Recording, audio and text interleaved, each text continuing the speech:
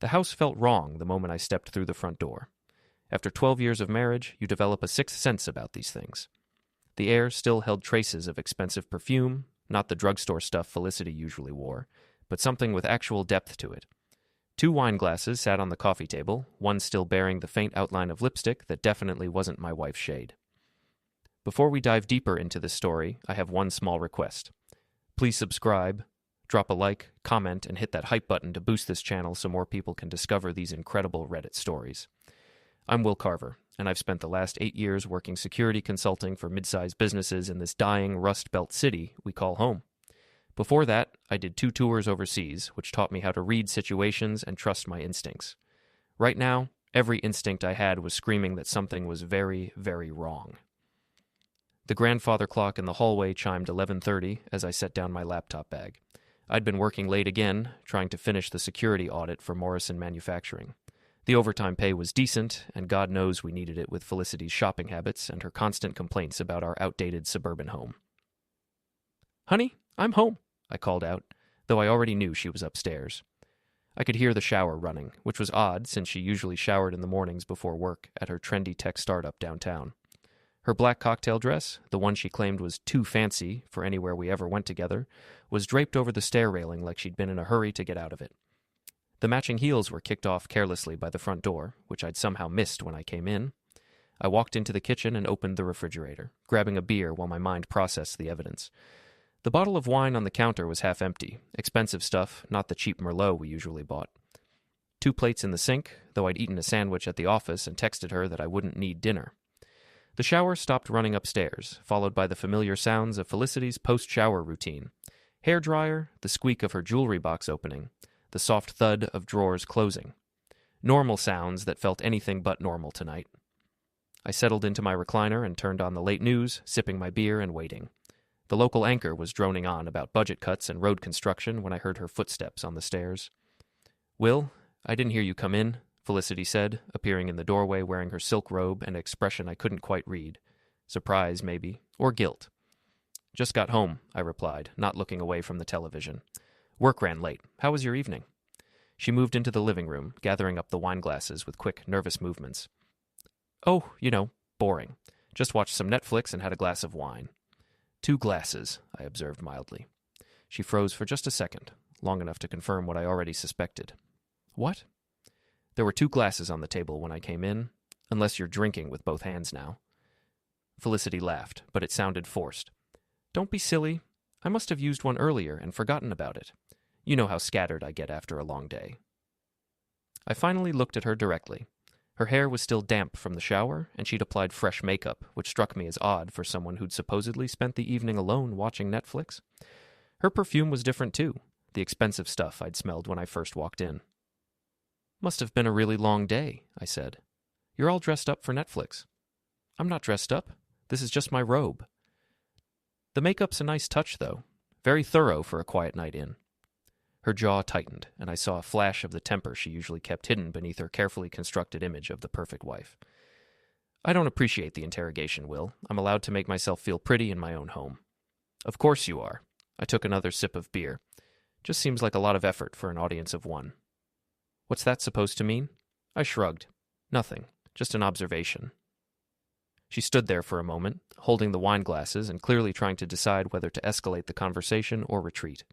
Retreat 1. "I'm tired. I'm going to bed," she announced, turning toward the stairs. "Sweet dreams," I called after her. I sat in the quiet living room for another hour, finishing my beer and thinking. The evidence was circumstantial but compelling. The dress, the wine, the shower, the fresh makeup, the way she'd been staying late at work more often, the new clothes that appeared in her closet, the way she'd started password protecting her phone after years of leaving it unlocked on the kitchen counter. But most damning of all was the way she'd looked at me lately, like I was somehow lacking, like I was the consolation prize in a game she'd rather not be playing. I'd been willfully blind to it, I realized, choosing to trust rather than investigate even though my professional instincts had been nagging at me for months. The late nights, the new interest in her appearance, the way she'd started picking fights about money and our house and my job. People say I could do much better. That's what she'd said last week during one of our increasingly frequent arguments about finances. Not we could do better or things could be better. I could do better. At the time, I'd assumed she was talking about my career, my salary, our modest 3-bedroom house in a neighborhood that was solidly middle class but not trendy. Now I wondered if she'd been talking about something else entirely. I finished my beer and headed upstairs. Felicity was already in bed, lying on her side with her back to my side of the mattress. She didn't stir when I brushed my teeth or when I got into bed, though I could tell from her breathing that she wasn't asleep. We lay there in the dark, two people who'd once shared everything now keeping secrets in the space between us. I stared at the ceiling and listened to the house settle around us, thinking about wine glasses and expensive perfume and the way my wife had looked when I'd asked about her evening. Tomorrow, I decided I'd start paying closer attention. I woke up before the alarm, as usual.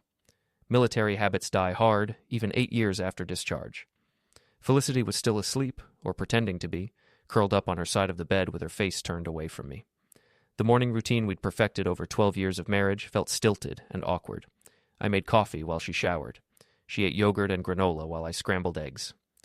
We moved around each other in the kitchen with the practiced efficiency of two people who'd shared the same space for so long that they'd learned to avoid collision without really communicating. "I might be late tonight," she said, scrolling through her phone while she ate. "We're doing user testing for the new app interface." "On a Friday night?" "The focus groups are scheduled for after work hours. You know, when normal people are actually using apps instead of working." There was an edge to her voice, like she was daring me to challenge her. I buttered my toast and considered my options. I could push, ask more questions, demand details, or I could give her enough rope to hang herself with. "Sounds important," I said instead. She looked up from her phone, clearly surprised by my lack of pushback. "It is. This could really boost my profile at the company." "Well, don't work too hard." "Right." She seemed almost disappointed by my response, like she'd been gearing up for a fight that didn't materialize. I finished my breakfast and kissed her goodbye, the same quick peck on the cheek we'd been exchanging for years. Her perfume was back to the usual drugstore brand, I noticed. The drive to my office gave me time to think. Morrison Security Solutions occupied the 3rd floor of a converted warehouse downtown, and my boss, Mr. Doyle, believed in getting an early start. By 7:30, I was at my desk reviewing the final details of the Morrison manufacturing audit. "You look like hell," said Maya Chen, my colleague and the company's lead cybersecurity specialist. Maya was 32, whip-smart, and had never been married, which she claimed was the secret to her success in the male-dominated world of corporate security. "Thanks. You really know how to make a guy feel good about himself." "I'm serious. What's wrong?" Maya and I had worked together for 4 years, and she'd developed an annoying ability to read my moods. It came from spending too many late nights debugging security systems and sharing takeout Chinese food while we waited for penetration tests to run. "Nothing's wrong, just tired." She leaned against my desk and crossed her arms. "Is this about Felicity?" I looked up at her. "Why would you ask that?" "Because you get this particular expression when you're thinking about your wife, like you're trying to solve a puzzle that's missing half the pieces." Maya had met Felicity exactly twice, once at the company Christmas party and once when she'd stopped by the office to drag me to some work function. Both times, Felicity had been polite but cool, the way she got around people she considered beneath her social aspirations. "It's nothing," I said. "Just the usual married couple stuff." "Uh-huh." Maya didn't look convinced. "Well, if you need someone to talk to who isn't emotionally invested in your domestic drama, you know where to find me." She wandered back to her desk, leaving me to wrestle with the Morrison audit and my growing suspicions about my wife's evening activities. The work was routine, checking access logs, reviewing security protocols, making recommendations for improvements, but it kept my hands busy while my mind churned. Around noon, I decided to take a different approach to my problem. Instead of confronting Felicity directly or driving myself crazy with speculation, I'd use the skills that paid my salary. I'd investigate. I started with social media. Felicity's Instagram account was public, filled with carefully curated photos of her meals, her outfits, and inspirational quotes about following your dreams and living your best life. Nothing obviously incriminating, but I noticed she'd been posting more frequently lately, and the photos were more polished. Professional, almost. Her Facebook was more revealing. New friends I didn't recognize, mostly people who worked in sales or marketing for local businesses. Comments on posts from places I knew she'd never been with me. Check-ins at restaurants downtown during lunch hours when she claimed to be eating at her desk. I was scrolling through her recent activity when my phone buzzed with a text message. "Working late again tonight. Don't wait up. F." It was barely past noon, and she was already laying the groundwork for another evening away from home. The focus group story from this morning had apparently evolved into something more time-consuming. I stared at the message for a long moment, then typed back, "No problem. I'll probably hit the bar with Terry anyway." Terry Kowalski was my oldest friend in the city, a former cop who now owned a dive bar called the Sump Pump. It was the kind of place where the beer was cheap, the conversation was honest, and nobody asked too many questions about why you needed to drink on a Friday night. Felicity's response came back quickly. "Have fun. Don't drive if you drink too much." The exclamation point felt forced, like she was overcompensating for something, or maybe I was reading too much into punctuation. It was hard to tell anymore. I spent the rest of the afternoon finishing the Morrison audit and thinking about my next move. By 5 o'clock, I'd made my decision. Instead of going to Terry's bar, I drove home and parked my truck in the garage, then walked 2 blocks to the corner market where I bought a newspaper and a cup of coffee. The market had a clear view of our street, and I settled in at one of the small tables by the window to wait. Felicity's car was still in our driveway when I'd left for work that morning, which meant she'd either taken the bus downtown, unlikely given her feelings about public transportation, or someone had picked her up. At 6:15, a silver BMW pulled into our driveway. I watched through the market window as Felicity emerged from our front door, dressed in the same black cocktail dress she'd worn the night before. She'd clearly spent time on her hair and makeup, and she moved with the confident stride of a woman who knew she looked good. The BMW's driver got out to open her door, a tall man in an expensive suit with the kind of artificially white smile that screamed car salesman or real estate agent. He was handsome in a generic way, with perfectly styled hair and the sort of confident posture that came from never having been told no about anything important. They kissed before getting into the car. Not a friendly peck on the cheek, but a real kiss that lasted long enough to make their relationship status crystal clear. I sat in the market, sipping lukewarm coffee and watching my wife drive away with another man, and felt something cold and hard settle in my chest. Not heartbreak, that would come later. This was something more practical. The satisfaction of having a theory confirmed, mixed with the grim determination of a man who'd finally seen enough evidence to act. I finished my coffee and walked home, letting myself into the house that suddenly felt more like mine than ours. I had work to do. I spent Saturday morning at the hardware store, buying new locks for every door in the house. The teenage clerk asked if I was upgrading security, and I told him I was upgrading everything. Felicity had texted around midnight to say she was staying at her friend Kendra's place because they'd had too much wine to drive safely. Kendra was a wannabe influencer who posted workout videos and lifestyle content for her 3,000 followers, most of whom seemed to be middle-aged men who weren't there for the fitness tips. The lie was almost insulting in its laziness. I changed the locks methodically, starting with the front door and working my way around the house. Each old lock went into a cardboard box in the garage, along with the spare keys Felicity kept in her jewelry box and the emergency key we'd hidden under the fake rock by the garden. While I worked, I thought about the BMW driver. I'd managed to get a partial plate number and a decent look at his face. Running a search would be simple enough with my security clearance and access to various databases, but I wanted to be careful about leaving digital footprints. Instead, I called Terry. "Will, please tell me you're calling to say you're coming by for a beer. It's been too quiet around here lately." Terry's bar occupied the ground floor of a converted factory building on the south side of town. The neighborhood had been rough when he'd bought the place 5 years ago, but gentrification was slowly creeping in. He liked to joke that he was either ahead of the curve or behind it, depending on how you looked at things. "Actually, I need a favor. You still have contacts in the department?" "Depends what kind of favor we're talking about, and why you sound like someone pissed in your cornflakes." I gave him the BMW's partial plate and description. "I need to know who owns it. Nothing official, just curiosity." Terry was quiet for a moment. "This about Felicity?" "Maybe." "Shit, Will, I was wondering when you'd figure it out." The words hit me like a physical blow. "You knew?" "I suspected.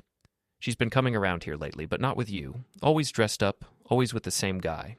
Silver BMW, expensive suit, looks like he sells insurance or religion door to door." "Why didn't you say anything?" "Because it wasn't my place, and because I hoped I was wrong." Terry sighed. "Give me an hour. I'll call you back." I finished installing the new locks and started on the next phase of my plan. Felicity kept her personal laptop in the spare bedroom she'd converted into a home office. Password protected, but I'd watched her type it in enough times to know it was her maiden name followed by her birth year. Her email was a goldmine of evidence. Dinner reservations at restaurants I'd never heard of. Hotel confirmations for weekend trips I'd known nothing about. A paper trail of an affair that had been going on for at least 3 months, maybe longer. The BMW belonged to Scott Drayton, owner of Drayton Luxury Motors on the north side of town. His dealership specialized in high-end European cars for people who wanted everyone to know they had money. I found his business website easily enough. There was Scott in a perfectly tailored suit, standing next to a red Ferrari and flashing that same white smile I'd seen in my driveway. According to his bio, he was 42, divorced, and had been voted Salesman of the Year by the Greater Metro Auto Dealers Association 3 years running. He looked exactly like the kind of man Felicity would consider an upgrade from her security consultant husband. My phone rang just as I was closing the laptop. Scott Drayton, Terry said without preamble. 42, owns the luxury car lot on Riverside Drive. Divorced 2 years ago, pays alimony to an ex-wife who lives in Florida with their 2 kids. Clean record except for a DUI about 5 years back. Thanks, Terry. Will, listen to me. Whatever you're thinking about doing, be smart about it. Don't give her ammunition to use against you in a divorce. I'm not planning to do anything stupid. That's what every guy says right before he does something incredibly stupid. Promise me you'll think this through. I promise. I hung up and sat in Felicity's home office, surrounded by the evidence of her betrayal and thinking about promises. The ones we'd made to each other 12 years ago in front of our families and friends. The ones she'd been breaking for months while I worked late and trusted her and tried to be the husband she claimed to want. Around noon, I heard her key in the front door, followed immediately by frustrated rattling and the muffled sound of cursing. I walked to the front window and looked out at my wife, still wearing last night's dress and holding a key that no longer worked in any of the locks on our house. Her hair was messy, her makeup was smudged, and she had the rumpled look of someone who'd slept in her clothes. She saw me through the window and started pounding on the door. Will, open this door right now. I opened the window instead. Morning, honey. How was your sleepover at Kendra's?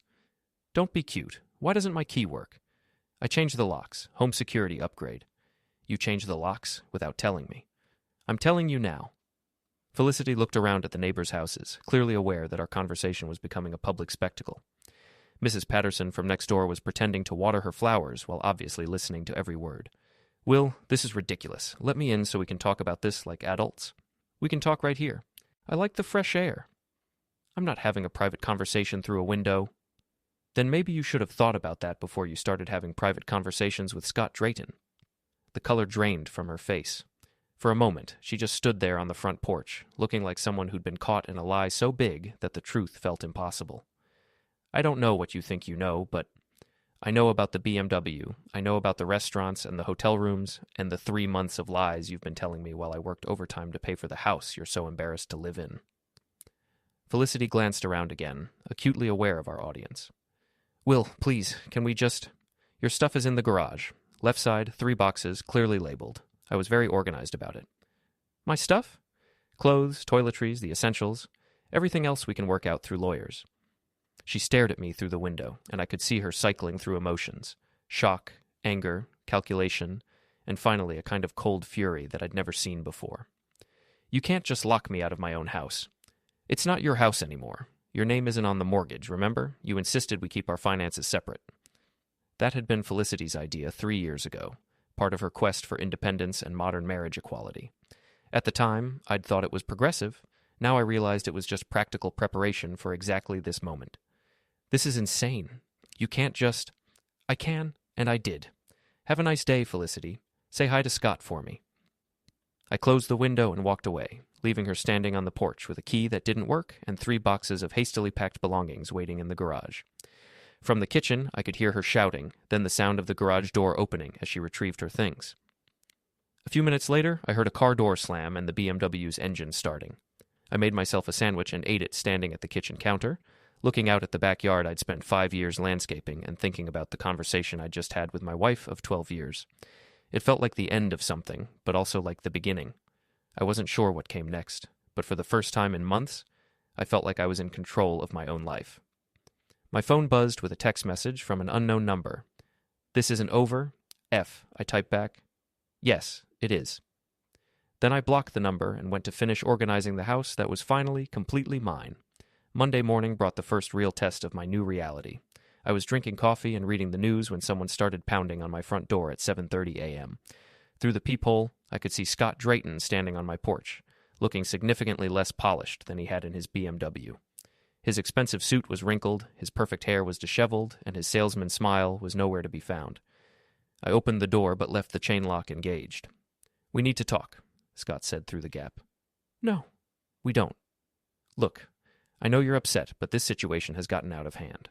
Felicity is devastated. Felicity is an adult who made adult choices.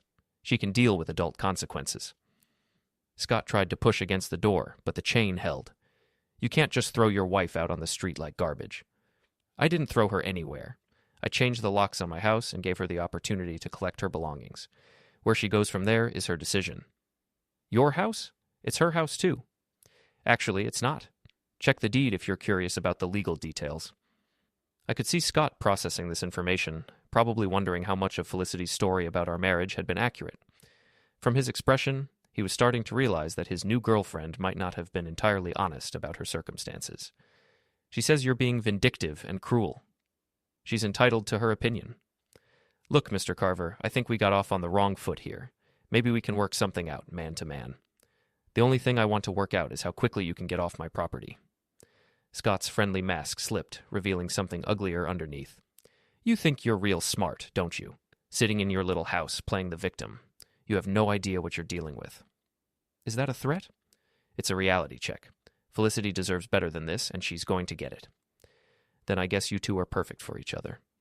I closed the door and listened to him stomp back to his BMW, muttering what sounded like creative profanity.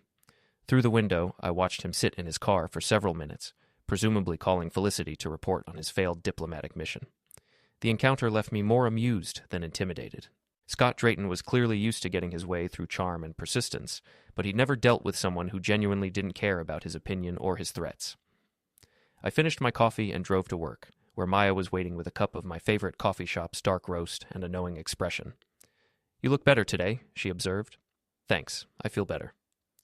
"Does this improved mood have anything to do with the fact that Felicity called here 3 times on Friday afternoon looking for you?" I accepted the coffee gratefully.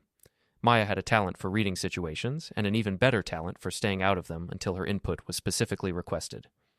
She's been staying with friends lately." "Uh-huh. And how do you feel about that?"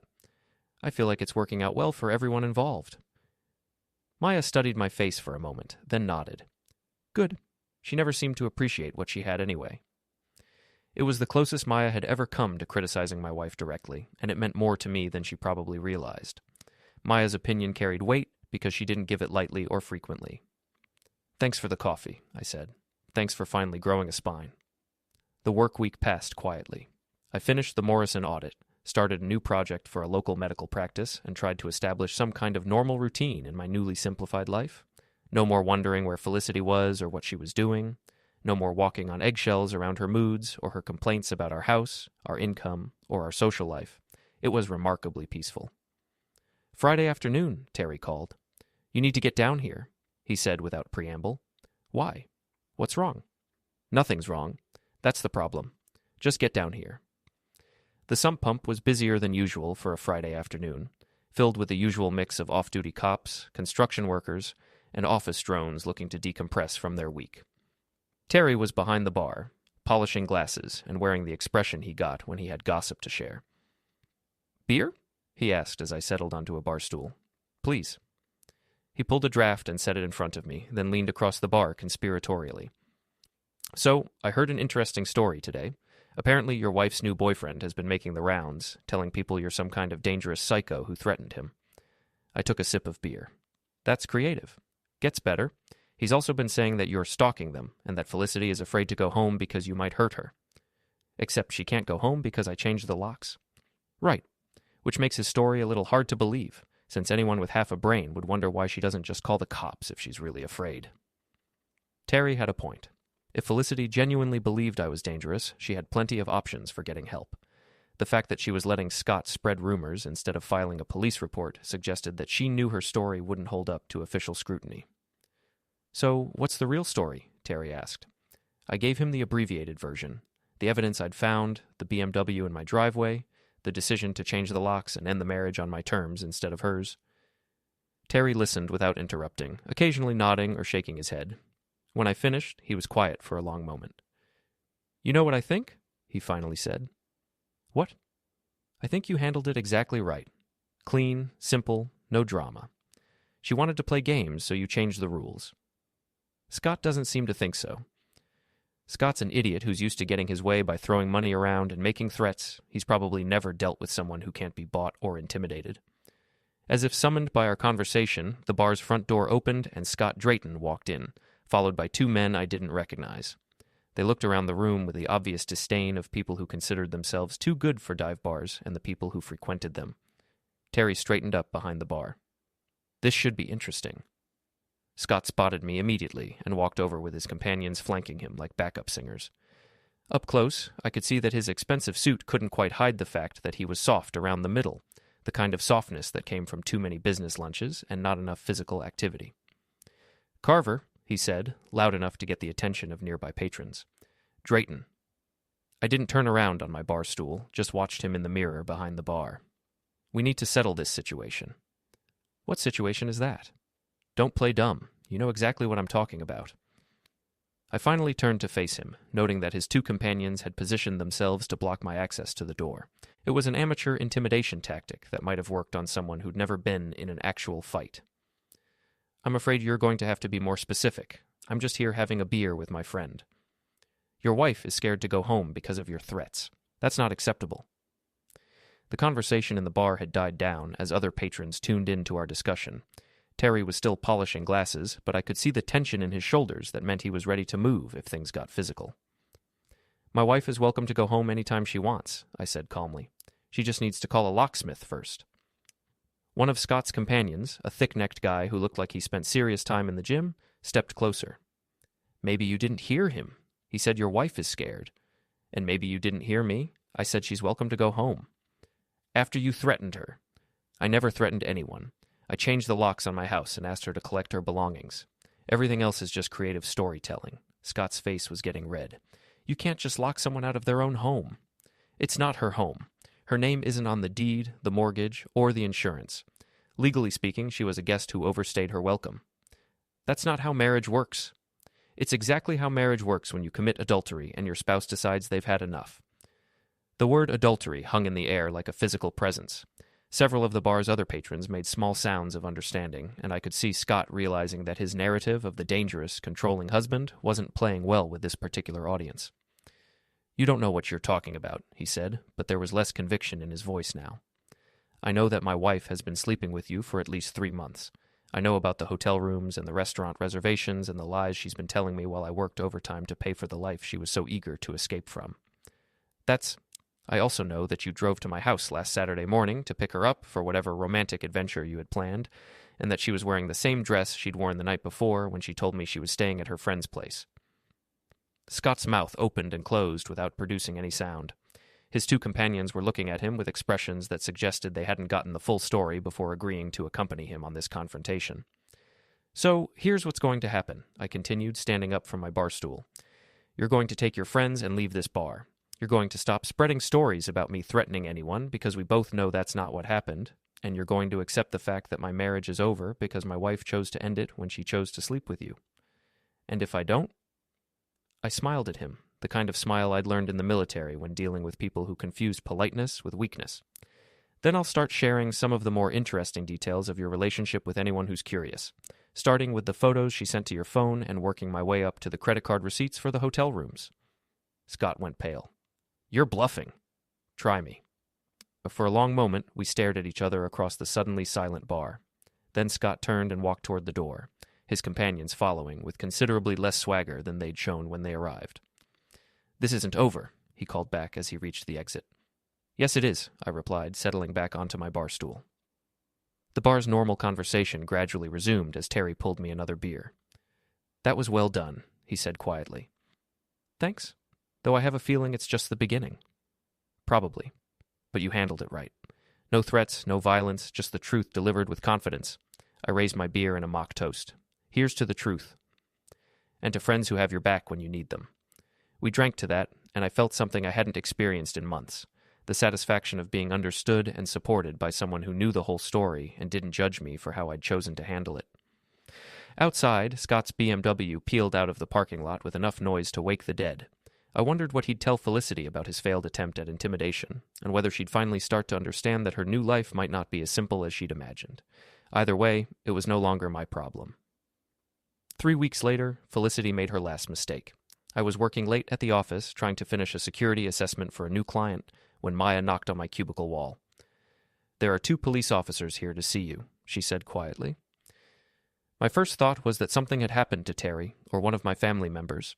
My second thought, as I saw Maya's expression, was that this was probably about Felicity. The officers were waiting in the conference room, a middle-aged sergeant named Rodriguez and a younger patrolman whose nameplate read Thompson. They both had the carefully neutral expressions that cops wore when they were investigating something they weren't entirely sure about. "Mr. Carver, we need to ask you some questions about your wife, Felicity Carver," Sergeant Rodriguez began. "What about her?" "She filed a report claiming that you've been harassing and threatening her. She says you've been following her, calling her workplace, and making threats against her and her friend." I sat back in my chair and tried to look appropriately concerned. "That's interesting. What kind of threats am I supposed to have made?" "She claims you told her friend, Scott Drayton, that you were going to hurt both of them if they didn't stop seeing each other." "When did this alleged threat occur?" Officer Thompson consulted his notes. "Last Friday evening, at a bar called the Sump Pump." "I was at the Sump Pump last Friday. Scott Drayton came in with 2 other men and confronted me about my marriage. But I didn't threaten anyone." "That's not what Mr. Drayton says." "I'm sure it's not. But there were about 20 other people in the bar who heard the entire conversation. I'm sure they'd be happy to tell you what actually happened." The 2 officers exchanged glances. Sergeant Rodriguez leaned forward slightly. "Mr. Carver, can you tell us your side of what happened at the bar?" I gave them the same story I'd given Terry, leaving out nothing important and adding no editorial comments. When I finished, Officer Thompson was writing notes, and Sergeant Rodriguez was nodding slowly. "So, you didn't threaten Mr. Drayton or your wife?" "I told Mr. Drayton that if he continued spreading false stories about me, I would start sharing factual information about his relationship with my wife. That's not a threat. It's a promise to tell the truth."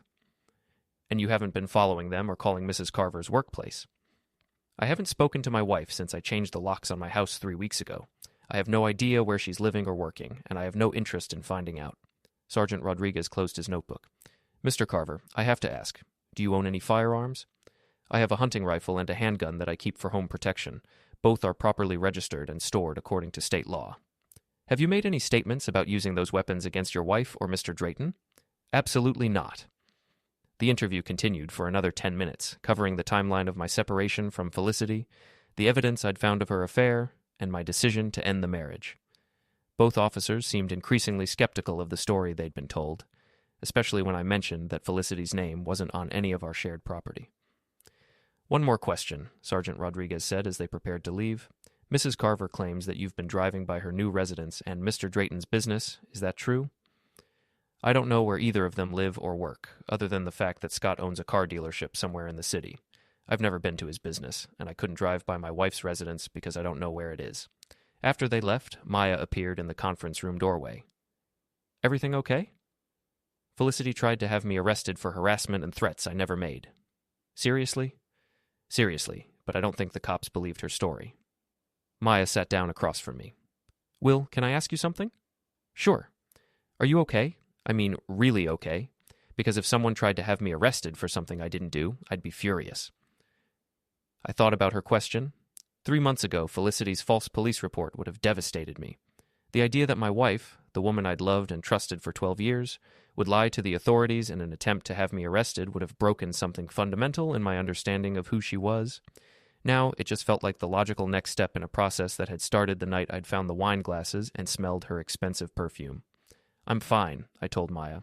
"Actually, I'm better than fine. I'm done." "Done with what?" "Done being surprised by how low she's willing to go. Done trying to understand her motivations or give her the benefit of the doubt. Done caring about what happens to her next."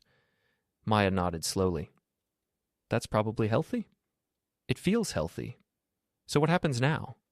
"Now I file for divorce and get on with my life." But Felicity wasn't finished yet.